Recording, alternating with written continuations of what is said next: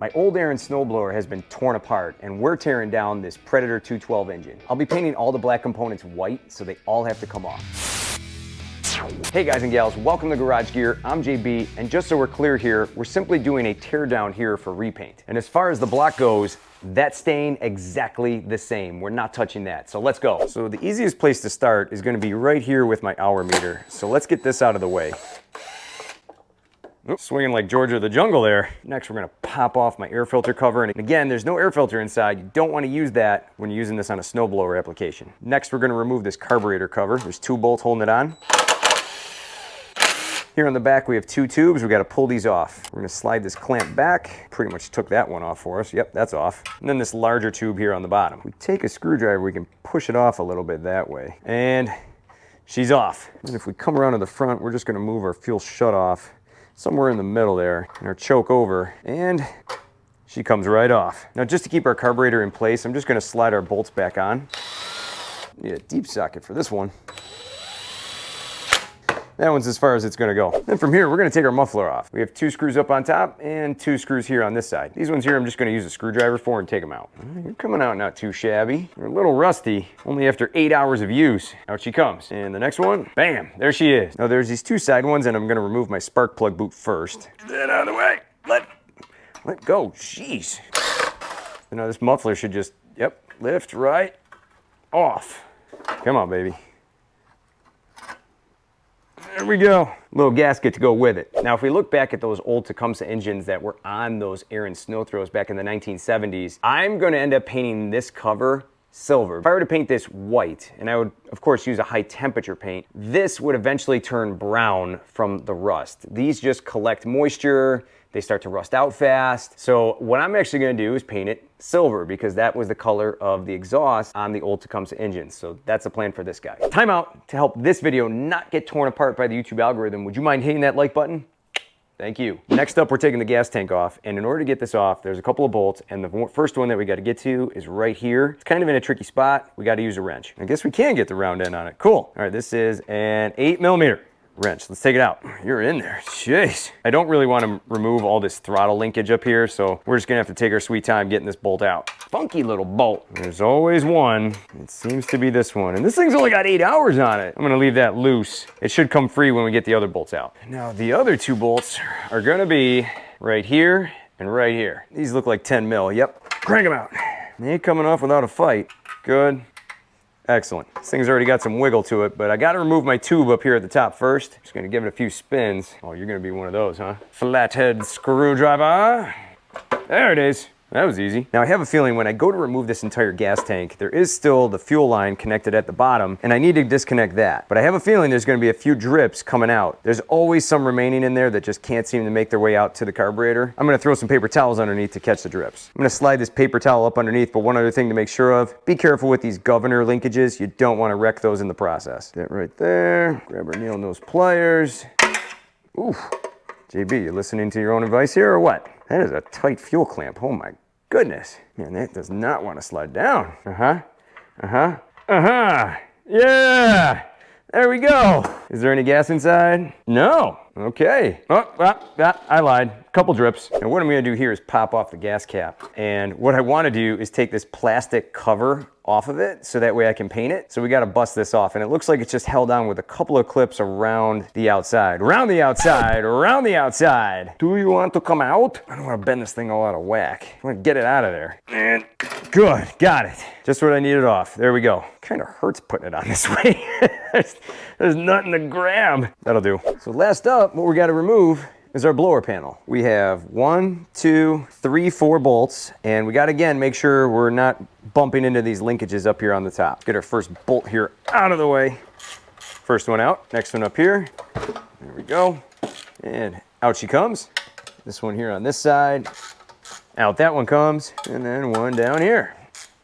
She's out. That muffler is one ugly looking spud up on the top, isn't it? He's an ugly little spud, isn't he? I think he can hear you, Ray. Okay, so now all that's holding this guy on here is the kill switch and all its wiring. Important to note, one of the ground wires connects between the blower panel and the block right here. We're gonna open up this little clasp right here that's holding our wire in place. Slide that guy out just like that. I think here all we gotta do is pop this cable lock out. Boom, just like that. Perfect. our wires are now free. Now I'm gonna take this whole panel off, but I wanna see if I can get this switch out of the way. All right, let's see if we can wiggle her out of place. Yeah, okay, good. So here's the inside of our blower panel, and it looks like if I just squeeze the edges of this plastic cylinder together, there is a slight gap right here at the bottom. So upon closer inspection, it looks like we got to bend that little tab that's inside that plastic slot back and out of the way so we can squeeze this tight and get it out. Do I have a screwdriver small enough to get in there and bend that back? Ah! Ha ha! Well, how about that? That came right out. Cool. I'm just going to reattach this right here with one of the screws so that way it's not hanging and dangling. That'll do. So here's our blower cover. Take a look at that. And then on the inside, here's your recoil. Now the fun part, I gotta take this recoil off.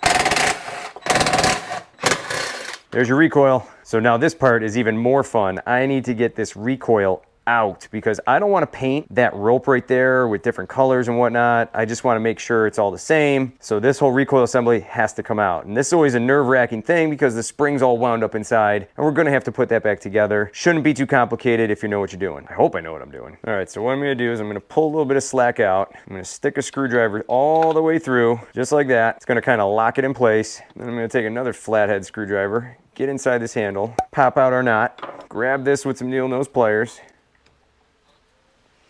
feed that out. And I would like to reuse this rope if I can. I have more rope and I can always re-spool this. That's not a problem. But the white actually I think would be kind of cool to have. And a little trick to getting these knots undone. Sometimes if you just squeeze them, they start to do their thing. Yeah? Well, how about that? There we go. Good deal. That'll work. Slide that guy off. Slide off our handle. And this is the dreaded part. This is the part that everybody hates.